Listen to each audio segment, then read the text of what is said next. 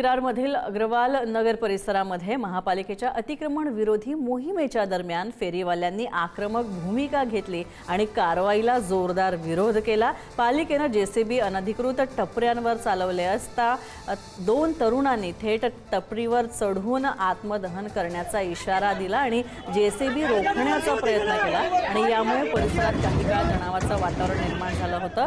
फेरीवाले आणि कर्मचाऱ्यांमध्ये शाब्दिक चकमक सुद्धा उडाली तर वाहतूक कोंडी सुद्धा निर्माण झाली होती आणि त्याच्यामुळे पालिकेने ही हाती मोहीम घेतली असली तरी सुद्धा फेरीवाल्यांच्या तीव्र भूमिकेमुळे प्रशासनासमोर मोठं आव्हान उभं राहिलंय। साहेब, प्रायव्हेट जागेवर होती गाडी, प्रायव्हेट जागेवर होती, तुम्ही का काढलात?